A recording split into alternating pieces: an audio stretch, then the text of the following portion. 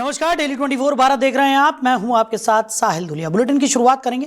केरल में विधानसभा चुनाव के बीच सियासी सरगर्मियां अपने चरम पर हैं और इसी कड़ी में प्रधानमंत्री नरेंद्र मोदी का दौरा होने वाला है, जो बेहद अहम माना जा रहा है। 4 अप्रैल को होने वाला यह दौरा सिर्फ एक चुनावी कार्यक्रम नहीं, बल्कि राज्य में बीजेपी और एनडीए की ताकत दिखाने की कोशिश के तौर पर भी देखा जा रहा है। तिरुवनंतपुरम और तिरुवल्ला जैसे अहम इलाकों में होने वाले कार्यक्रमों के जरिए पार्टी बड़ी संख्या में वोटरों तक पहुंच बनाने की रणनीति पर काम कर रही है। खास बात यह है कि इस दौरे में जनसभाओं के साथ साथ रोड शो भी शामिल है, जिसमें भारी भीड़ जुटने की उम्मीद है। पीएम मोदी का यह दौरा ऐसे समय पर हो रहा है जब केरल में चुनावी मुकाबला और ज्यादा दिलचस्प और कांटे का बनता जा रहा है। तो प्रत्याशियों के समर्थन में प्रधानमंत्री नरेंद्र मोदी रैली भी करने वाले हैं। केरल चुनाव में प्रधानमंत्री नरेंद्र मोदी की एंट्री भी होती हुई अब नजर आएगी। 4 अप्रैल को तिरुवनंतपुरम में रोड शो प्रधानमंत्री नरेंद्र मोदी करेंगे। प्रत्याशियों के समर्थन में रैली करते हुए प्रधानमंत्री नरेंद्र मोदी नजर आएंगे। वहीं आईएनएस तारागिरी विशाखापट्टनम में इंडियन नेवी में शामिल हुआ है। तो डिफेंस मिनिस्टर राजनाथ सिंह इस सेरेमनी में मौजूद रहे। उन्होंने कहा कि जब भी कोई संकट आता है, चाहे वो रेस्क्यू ऑपरेशन हो या मानवीय सहायता देना हो, हमारी नेवी हमेशा सबसे आगे रहती है। आईएनएस तारागिरी की कमिश्नरिंग से हमारी नेवी की ताकत और बढ़ेगी। तारागिरी को मझगांव डॉकशिप बिल्डिंग लिमिटेड ने प्रोजेक्ट 17A के तहत तैयार किया है।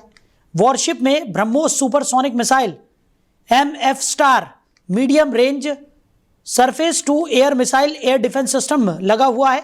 इसके अलावा ये 76 मिलीमीटर गन, 30 mm और 12.7 mm close in weapon system के साथ एंटी सबमरीन रॉकेट और टारपीडो से भी लैस है।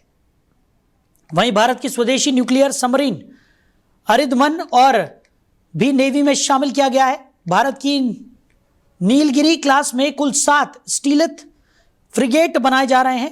तारागिरी इस क्लास का चौथा युद्धपोत है। रक्षा मंत्रालय के अनुसार प्रोजेक्ट 17A युद्धपोत को आगे आने वाली समुद्री चुनौतियों को ध्यान में रखते हुए डिजाइन किया गया है।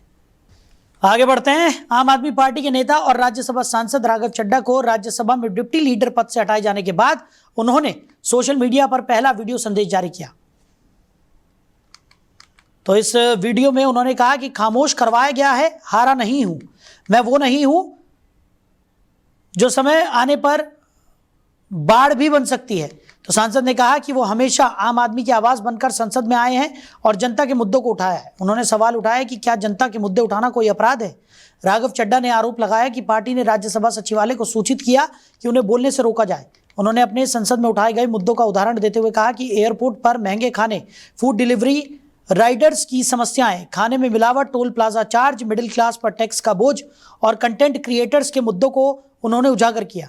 सांसद ने कहा कि उनके बोलने से देश के आम आदमी को फायदा हुआ, लेकिन पार्टी के कुछ लोग उनकी आवाज को दबाने की कोशिश कर रहे हैं। उन्होंने जनता से समर्थन बनाए रखने और उनके साथ जुड़े रहने की अपील भी की। मुझे जब जब पार्लियामेंट में बोलने का मौका मिलता है, मैं जनता के मुद्दे उठाता हूं और शायद ऐसे टॉपिक्स उठाता हूं जिसे आम तौर पर संसद में नहीं उठाया जाता। लेकिन क्या जनता के मुद्दे उठाना, पब्लिक इश्यूज पे बात करना कोई अपराध है? क्या मैंने कोई गुनाह कर दिया, कोई गलती कर दी? Have I done something wrong? ये सवाल आज मैं इसलिए पूछ रहा हूं क्योंकि आम आदमी पार्टी ने राज्यसभा सेक्रेटेरिएट को ये कहा है कि राघव चड्ढा के पार्लियामेंट में बोलने पर रोक लगा दी जाए।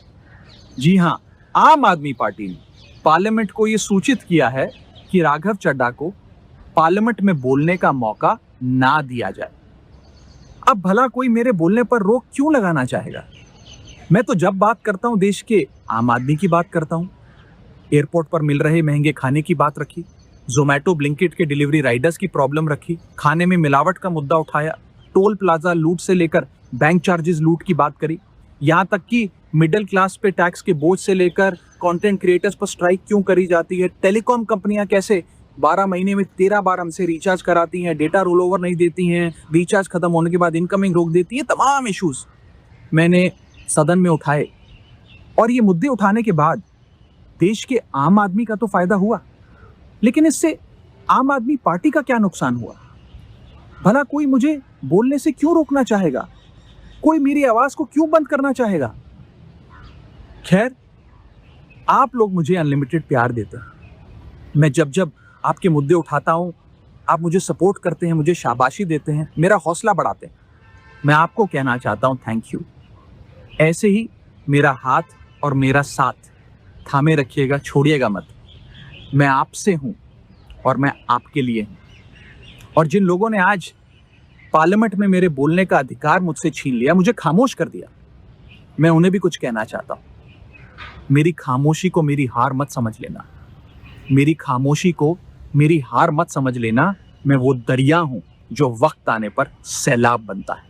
तो ईरान ने मिडिल ईस्ट के 8 बड़े पुलों की लिस्ट जारी कर उन्हें तबाह करने की धमकी दी है। ईरान इन पुलों को रणनीतिक तौर पर अहम मानता है क्योंकि ये कई देशों की कनेक्टिविटी और ट्रांसपोर्ट के लिए बेहद जरूरी है। रिपोर्ट के मुताबिक ईरान की लिस्ट में कुवैत, यूएई, सऊदी अरब और जॉर्डन के कई महत्वपूर्ण पुल शामिल हैं। इनमें शेख जाबेर अल अहमद समुद्री पुल, शेख जायद ब्रिज, अल मक्ता ब्रिज, शेख खलीफा ब्रिज, किंग फहद काजवे और जॉर्डन के किंग हुसैन डामिया और अवदूद ब्रिज शामिल हैं। इससे पहले गुरुवार को अमेरिका और इजराइल ने ईरान के करज शहर में B1 ब्रिज पर 2 बार हमला किया था। इस हमले में 2 लोगों की मौत हो गई और पुल पूरी तरह से तबाह हो गया। यह पुल इसी साल शुरू हुआ था और इसे मिडिल ईस्ट का सबसे ऊंचा पुल माना जाता था। करीब 1050 मीटर लंबे और 136 मीटर ऊंचे इस पुल को बनाने में लगभग $400 मिलियन खर्च हुए थे। वहीं रूस के पहले उप प्रधानमंत्री डेनिस मंटुरोव 2 दिवसीय दौरे पर भारत पहुंचे। उनका यह दौरा 2 और 3 अप्रैल 2026 तक है। इस दौरान उन्होंने भारत के शीर्ष नेतृत्व से मुलाकात की और पश्चिम एशिया समेत कई मुद्दों पर चर्चा की। विदेश मंत्रालय ने जानकारी दी कि मंटुरोव ने नई दिल्ली में विदेश मंत्री डॉक्टर एस जयशंकर के साथ बैठक की। मंटुरोव व्यापार, अर्थव्यवस्था, विज्ञान, तकनीक और सांस्कृतिक सहयोग पर बने भारत रूस अंतर सरकारी आयोग के सह अध्यक्ष भी हैं। दोनों पक्षों ने व्यापार, उद्योग, ऊर्जा और उर्वरक के क्षेत्र में सहयोग बढ़ाने पर बात की। इसके अलावा कनेक्टिविटी, तकनीक, नवाचार और जरूरी खनिजों के नए मौकों पर भी विस्तार से चर्चा हुई। विदेश मंत्रालय के अनुसार दोनों नेताओं ने पिछले साल दिसंबर में हुए 23वें भारत रूस वार्षिक शिखर सम्मेलन के फैसलों को लागू करने की प्रगति की समीक्षा की। इसके अलावा मंटुरोव ने पश्चिम एशिया के संघर्ष और दुनिया के अन्य बड़े घटनाक्रमों पर भी अपने विचार साझा किए।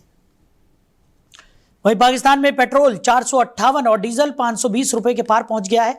सरकार ने पेट्रोल की कीमतों में 43% और हाई स्पीड डीजल के दाम में 55% का इजाफा कर दिया है। यह फैसला अमेरिका और ईरान के बीच चल रहे युद्ध के कारण ग्लोबल मार्केट में कच्चे तेल की कीमतों में आई तेजी के बाद लिया गया है। नई दरें गुरुवार आधी रात से लागू हो गई हैं। बढ़ोतरी के बाद पाकिस्तान में अब पेट्रोल 458.41 प्रति लीटर और डीजल 520.35 प्रति लीटर पर पहुंच गया। केरोसिन के दाम भी 34.08 बढ़ाकर 457.80 प्रति लीटर कर दिए गए हैं। पिछले महीने पेट्रोल डीजल 55 रुपये महंगा हुआ था। पाकिस्तान के 1 रुपये की वैल्यू भारत के 33 पैसे के बराबर होती है, यानी भारत के 100 रुपये की वैल्यू पाकिस्तान में करीब 300 रुपये के बराबर है। वहीं पाकिस्तान में पेट्रोल कीमतों के खिलाफ जमात इस्लामी ने देशव्यापी विरोध प्रदर्शन भी किया। उधर पश्चिम बंगाल के मालदा में एसआईआर से जुड़े न्यायिक अधिकारियों को बंधक बनाने के मामले में मुख्य आरोपी समेत 35 लोगों को गिरफ्तार कर लिया गया है। घटना के 48 घंटे के अंदर पुलिस ने आरोपी मोफक्कुरुल इस्लाम को बागडोगरा एयरपोर्ट से पकड़ा। वह बेंगलुरु भागने की फिराक में था। इस्लाम कलकत्ता हाईकोर्ट में वकील है। वो 2011 में AIMIM का उम्मीदवार रह चुका है। तो मोफक्कुरुल पर आरोप है कि मालदा के सुजापुर में 1 अप्रैल को एसआईआर के नाम कटने के विरोध प्रदर्शन में भड़काऊ भाषण उसने दिया। इससे लोग भड़क गए और हजारों लोगों ने कलियाचक के बीडीओ ऑफिस को घेर लिया। 2 गेट बंद कर दिए, जिससे 7 न्यायिक अधिकारी 9 घंटे ऑफिस के अंदर बंधक रहे। देर रात 1 बजे सुप्रीम कोर्ट के आदेश पर भारी सुरक्षा बल की मौजूदगी में अफसरों को बाहर निकाला गया था। उधर सुप्रीम कोर्ट के हस्तक्षेप के बाद इलेक्शन कमीशन ने इस मामले की जांच राष्ट्रीय जांच एजेंसी को सौंप दी है। एक टीम मालदा पहुंच चुकी है।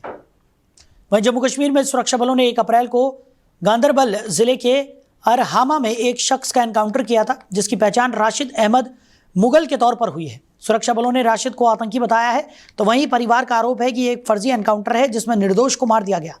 इस मामले में अब जम्मू कश्मीर के उपराज्यपाल मनोज सिन्हा ने फर्जी एनकाउंटर में जांच बुलाई है। उन्होंने सोशल मीडिया पर एक पोस्ट में कहा कि मैंने अरहामा गांदरबल की घटना की गहन और निष्पक्ष मजिस्ट्रेट जांच के आदेश दिए हैं। ये जांच घटना से जुड़े सभी पहलुओं की पड़ताल करेगी और ये सुनिश्चित करेगी कि न्याय मिले।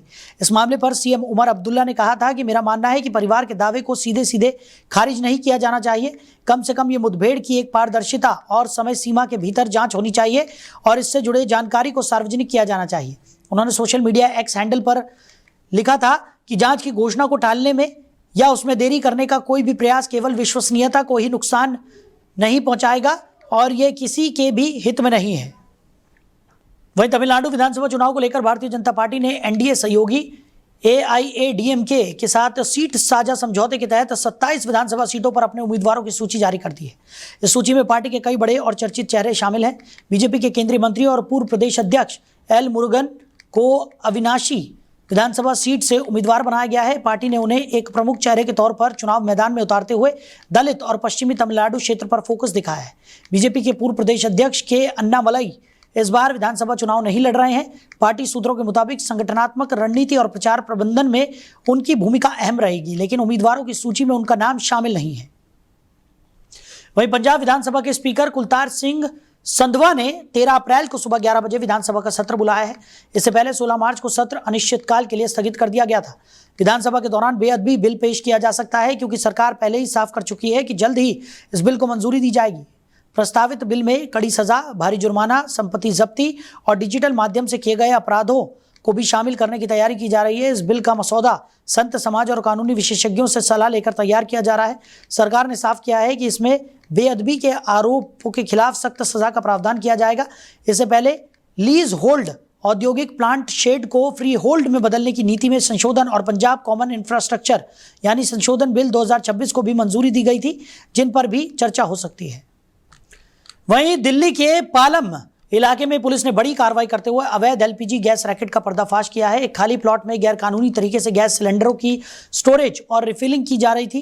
पुलिस ने मौके से 3 लोगों को गिरफ्तार किया है। साथ ही भारत गैस के 45 सिलेंडर और अन्य उपकरण बरामद किए गए हैं। पुलिस ने बताया कि हेड कांस्टेबल को गश्त के दौरान इस अवैध गतिविधि की गुप्त सूचना मिली थी, जिसके आधार पर पुलिस ने कार्रवाई शुरू की।